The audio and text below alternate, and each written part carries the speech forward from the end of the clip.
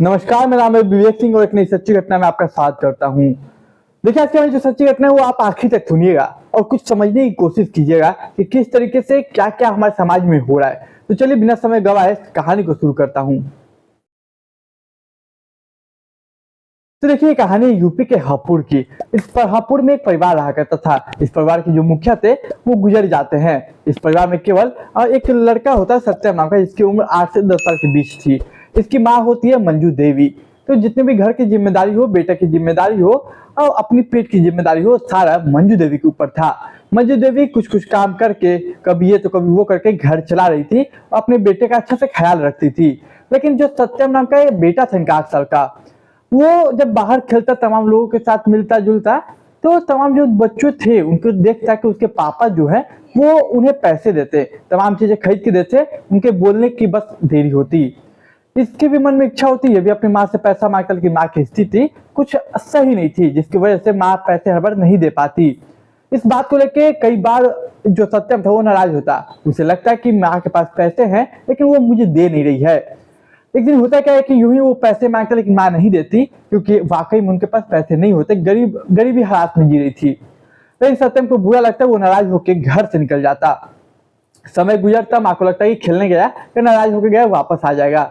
लेकिन जब कुछ घंटों तक नहीं आता तब माँ बाहर निकलती बेटे को खोजने के लिए कि बेटा, जो भी सत्यम जिसके साथ खेलता था उससे से पूछती, बेटा कहाँ है मेरा बेटा, बताओ। तो कोई बोलता है कि आंटी मैंने तो देखा नहीं, तमाम चीजें। इसके बाद माँ परेशान होने लगती कि बेटा आखिर मेरा गया कहाँ। तमाम रिश्तेदार से पूछती, तमाम पड़ोसियों से पूछती, लेकिन सत्यम का कुछ पता नहीं चलता। अब माँ घबरा जाती।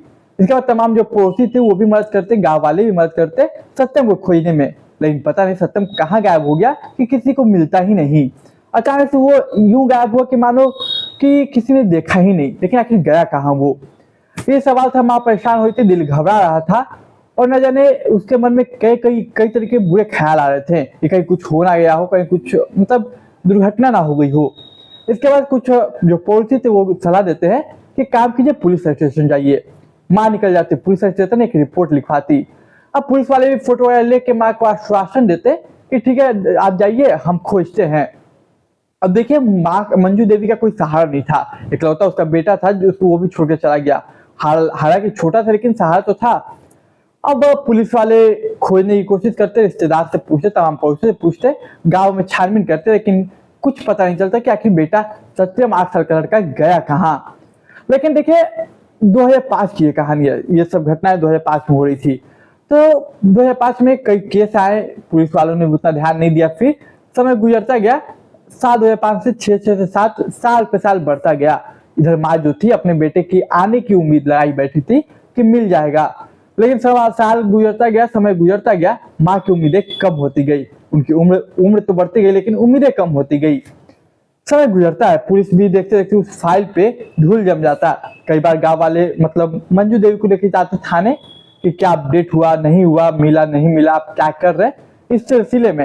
नहीं, पुलिस वाले बोलते कि हम खोजे, मिलेगा तो बता देंगे या ला के दे देंगे। कई सालों तक यही चलता है। देखिए, समय का पहिया घूमता है, साल 2017 आता है, तकरीबन 12 साल गुजर जाते हैं। इन 12 सालों में माँ ने साथ कहीं ना कहीं उम्मीद भी खो चुकी थी कि उनका बेटा कभी वापस आएगा या पुलिस खोज के ला के देगी। लेकिन साल 2017 में कुछ ऐसा होता है जो कि किसी के लिए भी सोचना मुमकिन नहीं था। साल 2017 में उस गांव में, हापुड़ में, एक लड़का आता है जहाँ पे वो रहती थी माँ मंजू देवी। वहाँ एक लड़का आता है। गाँव वाले देखते कोई अनजान है तो पूछते कि कहाँ जाना बेटा। तो कहता है कि मुझे अपनी माँ मंजू देवी के पास जाना है, मेरा नाम सत्यम है। अब ये वर्ड और ये शब्द जैसे ही गांव वालों के कान में पड़ती, मानो कि वो शौक हो जाते कि आखिर वो लड़का जो 12 साल पहले घर छोड़ के चला गया था, गायब हो गया था, वो वापस आ गया। इसके बाद तमाम लोग जो थे मंजू देवी को बोलते, बताते, उनके घर तक छोड़ते। इसके बाद तमाम लोग ये सब हुआ कि खुशी के मारे ढोल नगाड़े बजवा दिए। माँ भी पूरा खुश, माँ के मानो कि खुशी के आंसू रुक ही नहीं रहे थे। अपने बेटे को हाय हेलो बोला, गले लगाया, तमाम चीजें, पानी पिलाई, खाना खिलाया। अब देखिए, बेटा बहुत थक चुका था, वो बोलता कि माँ थोड़ा रेस्ट कर लूं। ठीक है, कर लो। लेकिन सवाल ये कि आखिर बेटा 12 सालों तक था कहाँ, रहा कहाँ और कैसे किया, और अचानक वापस क्यों आया और कैसे आया। जब ये बात तमाम लोग और माँ जब पूछती अपने बेटा सत्यम से, तो बताते कि माँ मैं निकल तो गया था लेकिन मैं अपने घर का रास्ता भूल गया था और मैं इधर उधर करके कैसे कैसे करके अपना जीवन काट रहा था, फिर मुझे याद आया तो मैं अब आया हूँ। अब माँ देखो, माँ सब भूल जाती है, क्या हुआ सब पास्ट बोलते भूल जाओ बेटा, हम लोग तुम ही मेरा सहारा हो और तुम ही मेरा सहारा रहोगे। वो भी बोलता है हाँ माँ।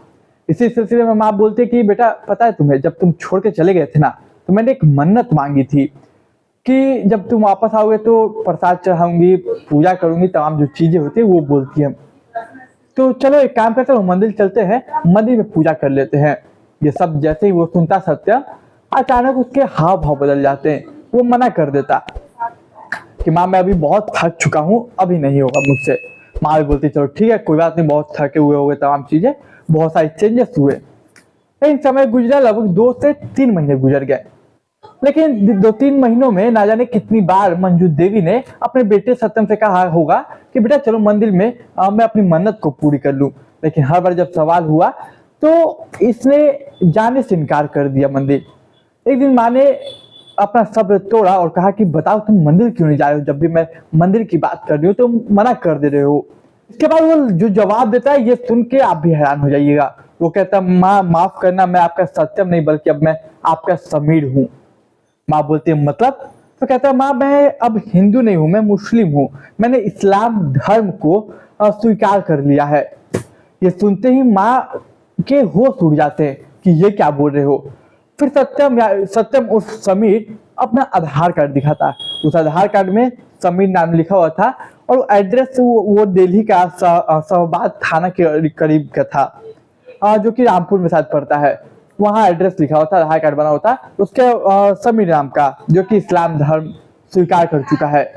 माँ के मानो कि होश उड़ जाते हैं। माँ उसे बोलती, डांटती, फटकारती।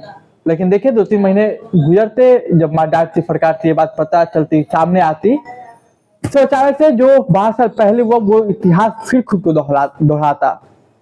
12 साल पहले वो छोड़ के भाग गया था और फिर अपनी माँ को छोड़ के निकल जाता। लेकिन सवाल ये कि आखिर वो सत्यम का समीर कैसे बना। लेकिन अब फिर अपनी माँ को छोड़ के निकल गया। माँ फिर उसे खोजी, रिश्तेदारों से पूछी, मोहल्ले वालों से, गांव वालों से पूछा कि क्या आपने मेरे बेटे को देखा। फिर गांव वाले बोलते कि नहीं। लेकिन इस बार माँ हार नहीं मानती और हिम्मत नहीं हारती। वो पता करती कि आखिर उनका बेटा गया कहाँ। तो आधार कार्ड में जो एड्रेस था शाहबाद जगह का, जो कि रामपुर में पड़ता है, तो वहां पे कोशिश करती कि वहां हम जाए। फिर कुछ लोगों के साथ वो जाती दिल्ली में कुछ हिंदू संगठन थे जिनसे वो कांटेक्ट करती। तो हिंदू संगठन से कांटेक्ट करते वो बताती कि मेरा एक बेटा था 8 साल का, जो कि बचपन में छोड़ के भाग गया। 12 साल बाद वापस 2017 में आया। और आया तो जब उसने आया तो उसने बताया मैं सत्यम नहीं समीर हूँ, मैंने इस्लाम धर्म को स्वीकार कर लिया। और फिर वो एक रोज गायब हो जाता है। ये तमाम जो चीजें हैं ये हिंदू संगठन में पता चलता है। तो हिंदू संगठन के कुछ लोग उस महिला यानी कि मंजू देवी के साथ वहीं का शाहबाद जगह था, शाहबाद थाना, वहां पे जाते और पुलिस वालों को बताते ये पूरी कहानी और कहते हैं सर मदद कीजिए इनका बेटा को वापस लाने में। अब पुलिस भी एक्शन मूड में आती।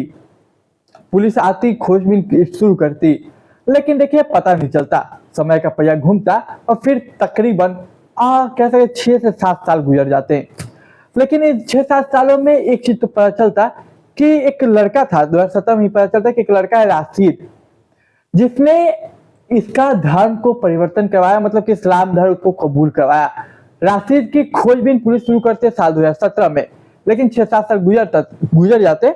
सितंबर में ही साल 2024 में राशिद को गिरफ्तार कर दिया जाता है। मतलब कि पूरी कहानी कुछ ऐसे कि राशिद ने ही सत्यम को समीर बनाया और उसको एक धर्म परिवर्तन करवाया। लेकिन जब साल 2024 में फिर से सत्यम से समीर से पूछा गया कि तुम अपने माँ के साथ रहोगे, क्या तुम हिंदू बनोगे, तो उसने जो बातें कही कि नहीं मुझे किसी ने परिवर्तन नहीं करवाया, मैंने खुद मतलब इसको एक्सेप्ट किया है, तमाम चीजें उसने कहा।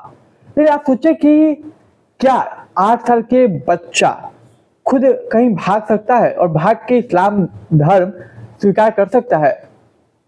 एक थ्योरी ये भी है कि शायद राशिद ने ही उसे भगाया हो, उसी ने इस्लाम बहलाया, फुसलाया, भगाया और इस्लाम धर्म कबूल करवाया।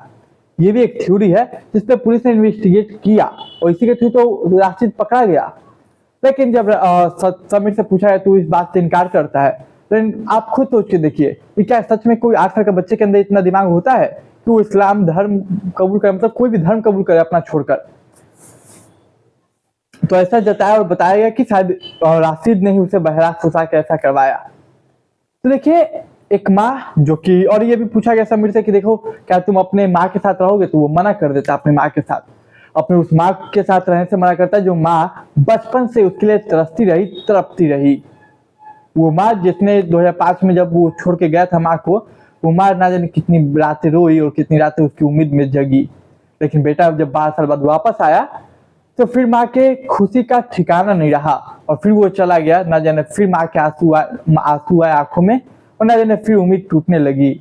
और जब फाइनली सब सॉर्ट आउट हो गया मैटर, और फिर जब पूछा गया बेटे से ही कि भाई तुम रहोगे अपने माँ के साथ, तो वो मना कर देता है। अब सोचिए उस माँ पे क्या बीत रही होगी, जो माँ का केवल एक सहारा था उसका बेटा, वो भी ना रहा और फिर जब मिला तो साथ रहने से इनकार कर देता है।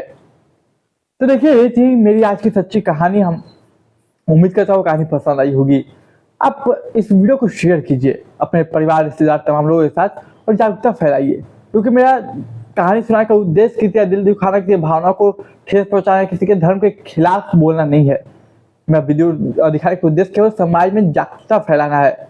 आपके साथ एक वीडियो शेयर और शायद किसी की लाइफ बचा ले। हो सकता है कि कोई किसी को बहका रहा हो, वो मेरी वीडियो देखे या तमाम ऐसी वीडियो देखे तो समझे कि ऐसी भी चीजें होती है, लोग बहला फुसला के धर्म परिवर्तन करवा देते हैं। और शायद बहुत देर हो चुकी थी, बहुत ज्यादा ही ब्रेन वॉश कर दिया गया था सत्यम उर्फ समीर का, कि अपने माँ के साथ रहने से इनकार कर दिया उसने। खैर यही थी हमारी कहानी। अब मैं लेता हूँ इजाजत आपसे, मिलूंगा एक नई कहानी में, तब तक के लिए मुझे इजाजत दीजिए।